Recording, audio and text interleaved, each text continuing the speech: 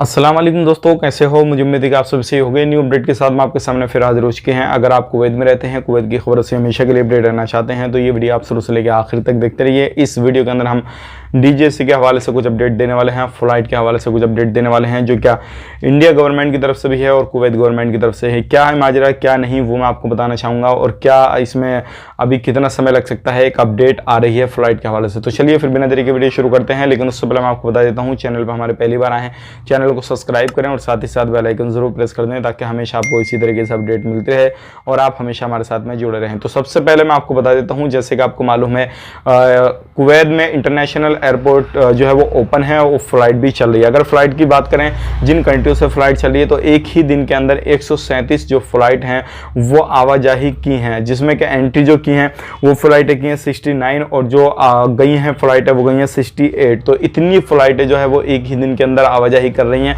अब यहाँ पे बात कर लेते हैं, जो इंडिया से फ्लाइट है वो शुरू नहीं की जा रही। क्यों नहीं की जा रही, इसकी वजह क्या है मैं आपको बताना चाहूँगा।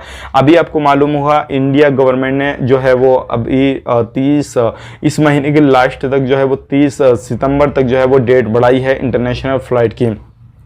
तो अभी रीज़न यही है क्योंकि कुवैत गवर्नमेंट बहुत ही जल्दी चाह रही है कि जल्द से जो है फ्लाइट ओपन हो जाए और जल्द से हम जो खादम लोगों को है वो कुवैत के अंदर बुलाएं और उसके बाद में जो भी काम काज है वो अपने पूरे तरीके से करें। क्योंकि अभी कुवैत के अंदर कोरोना वायरस जो है वो मामूली सा रह गया है और केसेस भी बहुत ज़्यादा कम आ रहे हैं और वैक्सीनेशन भी लोगों को दिया जा रहा है। लेकिन अगर इंडिया की बात करें तो इंडिया के अंदर भी लगभग 30,000 के इर्द गिर्द जो है केसेस निकल रहे हैं और अभी जो है पूरे तरीके से इंडिया गवर्नमेंट ने परमिशन नहीं दी है। लेकिन कुवैत ने ज़्यादातर देशों की फ्लाइट को ओपन कर रखा है। लेकिन इंडिया गवर्नमेंट की अगर बात करें इंटरनेशनल एयरपोर्ट की तो अभी जो है इन्होंने सस्पेंड कर रखी हैं ज़्यादातर देशों की फ्लाइटें और जो भी चल रही है वो air bubble agreement Vande Bharat mission के तहत फ्लाइटें चल रही हैं। तो यहाँ पर जो हमें पता लग रहा है वो ये चल रहा है कि कुवैत गवर्नमेंट कोशिश कर रही है कि फ्लाइट को ओपन किया जाए, लेकिन अभी इंडिया गवर्नमेंट की तरफ से कोई इस तरीके का रिस्पॉन्स नहीं मिल रहा है कि भाई हाँ फ्लाइट आप ओपन कर लीजिए। बाकी आने वाले वक्त में जैसे ही अपडेट आती है कुछ भी इंडिया गवर्नमेंट की तरफ से या फिर जो है कुवैत गवर्नमेंट की तरफ से डीजीएससी की तरफ से तो हम आप तक ज़रूर शेयर कर देंगे। अभी सऊदी एयरलाइंस की बात करें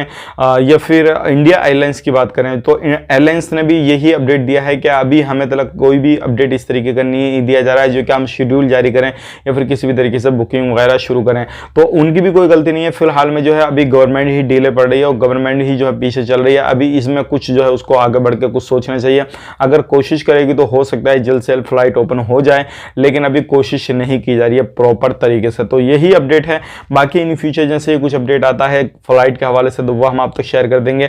और अभी जो है हो सकता है ये बताया जा रहा है कि एक हफ्ता के अंदर ही अंदर जो है कुछ ना कुछ डिसीजन लेने वाले हैं और सारी चीज़ें जो है वो क्लियर होने वाली हैं। एक हफ्ता लगेगा जो कि फ्लाइट वगैरह जो है ये सारी चीज़ें डायरेक्ट फ्लाइट शुरू हो जाएगी। तो ये थी आज की अपडेट। उम्मीद करता हूँ वीडियो पसंद आएगा। मिलेंगे इस नेक्स्ट वीडियो में।